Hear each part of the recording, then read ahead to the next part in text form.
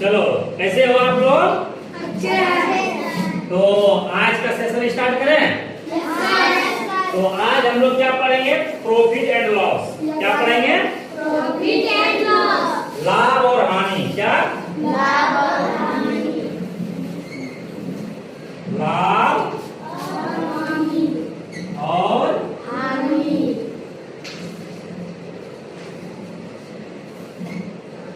हानि, इसको बोलते हैं profit. Profit and loss. Profit and loss क्या हुआ? प्रॉफिट में लाभ और लॉस मीन्स हानि। कैसे हम जानेंगे कि किसी वस्तु पे हमें प्रॉफिट हो रहा है और किसी वस्तु पे हमें लॉस हो रहा है? कोई बता सकते हैं? नहीं, रुकिए, हम बता रहे हैं। नहीं जानते आप लोग। जैसे मान लीजिए किसी वस्तु को हम खरीदे, जैसे मान लीजिए कि ये पेन है, पेन को हम खरीदे, मान लीजिए 1000 रुपये में इसको खरीदे, ठीक है, और इसको 1050 रुपये में हम बेच दिए, तो हमें क्या हुआ? प्रॉफिट हुआ कि लॉस हुआ? प्रॉफिट हुआ। प्रॉफिट हुआ, यानी लाभ हुआ। कितना रुपया का लाभ हुआ? 50 रुपये का लाभ हुआ, प्रॉफिट हुआ। बहुत अच्छा।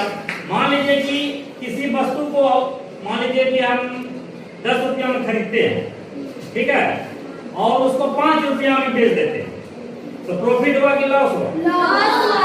कितने रुपये का लॉस हुआ? 5 रुपये। बहुत अच्छे, आप लोग बहुत अच्छा जान रहे हैं, ठीक है। तो वही हुआ लाभ और हानि, प्रॉफिट और लॉस। तो प्रॉफिट और लॉस पढ़ने से पहले हमें कुछ चीजों को जानना होगा, जैसे क्रय मूल्य, विक्रय मूल्य, है ना, लाभ हानि, इस सब के बारे में जानकारी चाहिए, ठीक है। तो जैसे मान लीजिए क्रय मूल्य, कौन सा मूल्य? क्रय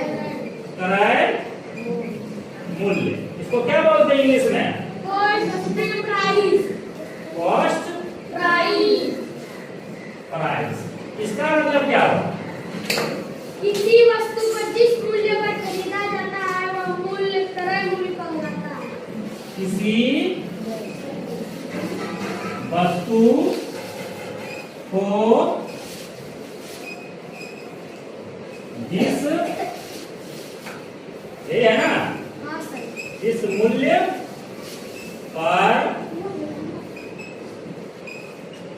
खरीदा जाता है जाता है, क्या होता है? उसे उसे क्रय मूल्य कहलाता है। वह क्रय मूल्य कहलाता है।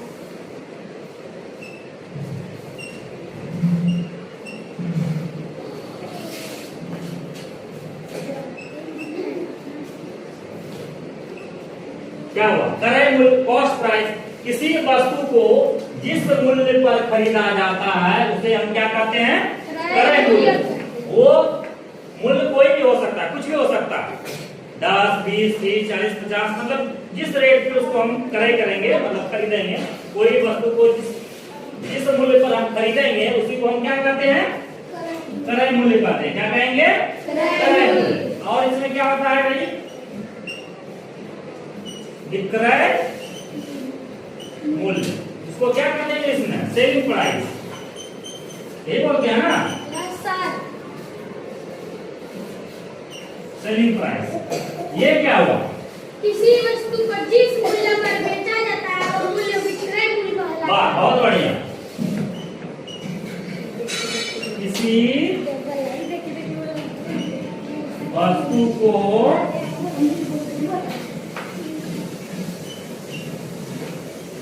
इस मूल्य पर बेचा जाता है ना, बैठने बेचा जाता है, उसे क्या कहते हैं? विक्रय मूल्य कहते हैं। मूल्य कहते हैं। कहते हैं। मान लीजिए कोई वस्तु को हम क्रय कर लिए, तो जो जिस वस्तु को हम क्रय करते हैं, खरीदते हैं, वो क्या कहलाता है? क्रय मूल्य। लेकिन वही वस्तु को जब हम सेल कर देते हैं या बेच देते हैं तो उसको हम क्या कहेंगे? सेलिंग प्राइस, यानी विक्रय मूल्य। कहने का मतलब है कि किसी वस्तु को जिस मूल्य पर बेचा जाता है उसे क्या कहते हैं? विक्रय मूल्य। विक्रय मूल्य कहते हैं। समझ में आ गया? ये बात समझ गए आप लोग? देखिए ये अब मिटा देते हैं, ठीक है? ये याद करके आना है कल कक्षा में।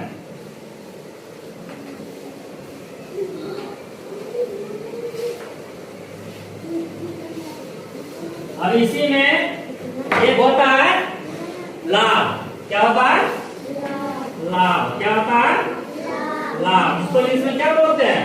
प्रॉफिट। प्रॉफिट। इसका मतलब क्या समझे? अगर विक्रय मूल्य क्रय मूल्य से अधिक हो तो उन दोनों के बीच का अंतर लाभ कहलाता है। अगर विक्रय मूल्य क्रय मूल्य से अधिक हो, क्रय मूल्य से अधिक हो तो उन दोनों के बीच क्रय मूल्य से अधिक हो,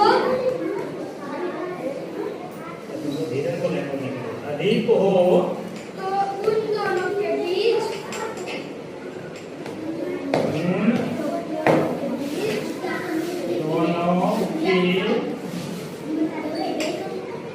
बीच का अंतर लाभ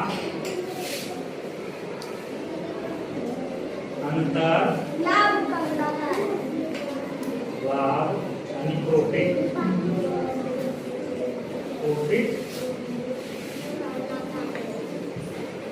कहलाता।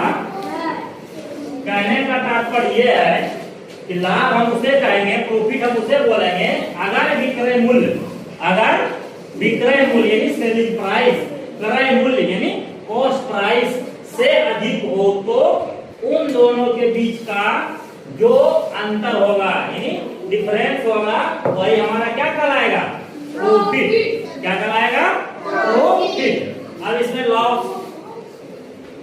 अब क्या कहलाएगा? अब किसकी परिभाषा लिखेंगे? लॉस की, हानि की। लाभ को समझ गए? हानि। लॉस का क्या होगा? अगर विक्रय मूल्य क्रय मूल्य से कम हो, धीरे और धीरे धीरे बोलो। अगर विक्रय मूल्य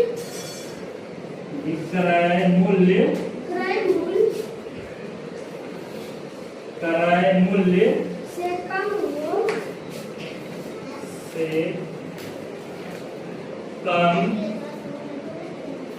हो तो दूर हो गए।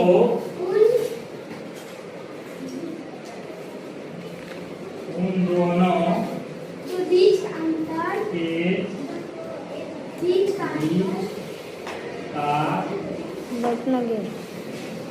अंतर हानि लॉस कहलाता है। इतना बोल दो बस खुद ही। क्या समझे? हानि। हानि का मतलब हुआ अगर विक्रय मूल्य यानी कि सेलिंग प्राइस क्रय मूल्य से कम हो तो उन दोनों के बीच का जो डिफरेंस होगा वही हमारा क्या कहलाएगा? क्या कहलाएगा? हानि यानी लॉस कहलाएगा। तो हमने अंतर समझ लिया, लाभ का भी समझ लिया, हानि का भी समझ लिया, क्रय मूल्य भी समझ लिया। क्रय मूल्य क्या कहलाता है? विक्रय मूल्य भी समझ लिए, विक्रय मूल्य क्या होता है? ठीक है, ये सारी बातें आपको समझ में आ गई। अब इसका कुछ सूत्र होता है। क्या होता है? सूत्र होता है। वो सूत्र को लिखेंगे। जब वो सूत्र हम जान जाएंगे, ये तो हम अंतर समझ लिए, प्रॉफिट क्या हुआ, लॉस क्या हुआ, सेलिंग प्राइस क्या हुआ, कॉस्ट प्राइस क्या हुआ। हम क्या समझेंगे? इसका सूत्र, इसका सूत्र। अभी जो लिखा है तो सूत्र क्या होता है भाई? लाभ। लाभ बराबर सूत्र क्या होता है? विक्रय मूल्य और क्रय विक्रय मूल्य घटा क्रय मूल्य। समझे? यदि किसी का लाभ निकालना हो, किसी वस्तु का लाभ निकालना हो तो क्या करेंगे? विक्रय मूल्य में क्रय मूल्य को घटा देंगे तो हमारा क्या निकल जाएगा? लाभ निकल जाएगा। जैसे मान लीजिए कोई वस्तु को 100 रुपया में, कोई भी वस्तु है और 100 रुपया हम इसको सेल कर रहे हैं और क्रय इसको किए थे 80 रुपया में, है ना? तो लाभ हमको कितना रुपया का हो गया? 20 रुपये का हुआ है ना? मान लीजिए विक्रय मूल्य 100 रुपया है और क्रय मूल्य 80 रुपया है, तो प्रॉफिट हुआ ना जी? तो कितना क्या प्रॉफिट हुआ? 20 रुपये का। उसी तरह हानि का होता है। हानि का सूत्र क्या होता है? हानि का सूत्र क्या होता है? हानि का सूत्र जानते हैं? क्रय मूल्य और विक्रय मूल्य। क्रय मूल्य घटाओ विक्रय विक्रय मूल्य। हानि का सूत्र क्या होता है? क्रय मूल्य क्रय मूल्य घटाओ विक्रय मूल्य। विक्रय मूल्य। कहने का मतलब ये है कि क्रय मूल्य घटाओ विक्रय मूल्य। हानि जैसे मान लीजिए क्रय मूल्य है 100 रुपया, क्रय मूल्य कितना है? 100 रुपया और विक्रय मूल्य कितना है? 80 रुपया। मतलब कि खरीदे हमें 100 टका में और बेच दिए 80 टका में, तो क्या हो गया? हानि हो गया। क्या रुपया का हानि हो गया? 20 रुपया का हानि हो गया। बात समझ रहे हैं ना? कैसे हम लाभ निकालते हैं और कैसे हानि निकालते हैं। यदि किसी वस्तु को हम 80 रुपया में खरीदे और 100 रुपया में बेच दिए तो हमारा क्या हो गया? लाभ हो गया। कितना रुपया का लाभ हो गया? 20 रुपया का। उसी तरह कोई वस्तु को हम 100 रुपया में खरीदे और 80 रुपया में बेच दिए तो हमें क्या हो गया? 20 रुपये का हानि हो गया। समझ आया? ठीक है, इसको मिटा दें। समझ रहे हैं ना? ये सब याद करना है, इसमें एग्जाम में आएगा। ठीक है? सर उसके उतारने भी बाद नहीं दिए हैं किसी को। देखिए और भी कुछ सूत्र है। सर उतारने भी तो नहीं दिए हैं किसी को। उसके बाद क्या है? क्रय मूल्य। क्रय मूल्य बराबर क्या होता है? क्रय मूल्य निकालना हो। क्रय मूल्य बराबर क्या होता है? विक्रय मूल्य घटाव लाभ। विक्रय मूल्य मूल्य घटाव लाभ। मान लीजिए क्रय मूल्य निकालना हो, मान लीजिए विक्रय मूल्य दिया रहेगा और लाभ दिया रहेगा। जैसे मान लीजिए विक्रय मूल्य दिया हुआ है 100 रुपया। कितना रुपया दिया हुआ है? 100 रुपया विक्रय मूल्य दिया हुआ है और लाभ इस पे 20 रुपया का लाभ है। कितना रुपया का? क्रय मूल्य कितना है? 100। किसी वस्तु को 100 रुपया में खरीदते हैं और उससे 20 टका का लाभ हो रहा है। क्रय मूल्य कितना का हुआ है? 80। कितना का हुआ? 80 रुपये का नहीं हुआ।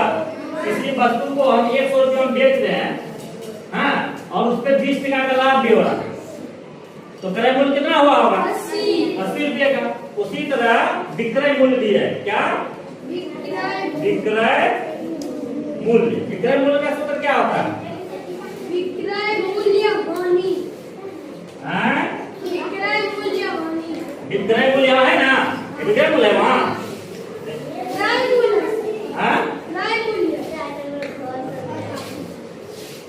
क्रय मूल्य है। ठीक है, क्रय मूल्य। क्रय मूल्य बराबर क्या होगा? विक्रय मूल्य। विक्रय मूल्य। मूल्य जोड़ हानि। हानि। ठीक है? क्या हुआ इसका मतलब? क्रय मूल्य। देखिए ये भी क्रय मूल्य है, तो क्रय मूल्य बराबर विक्रय मूल्य माइनस लाभ। तो क्या निकल गया? विक्रय क्रय मूल्य निकला। फिर क्रय मूल्य निकालना है विक्रय मूल्य प्लस हानि पे। मान लीजिए विक्रय मूल्य 100 रुपया है और हानि इस पे कितना रुपया हो रहा है? 20 रुपया का हानि हो रहा है, तो क्रय मूल्य कितना निकला? 120 रुपया। कितना? 120 रुपया। क्योंकि किसी वस्तु को हम 100 रुपया में खरीदे हैं और 20 टका उससे हमको हानि भी हो रहा है। क्या समझे?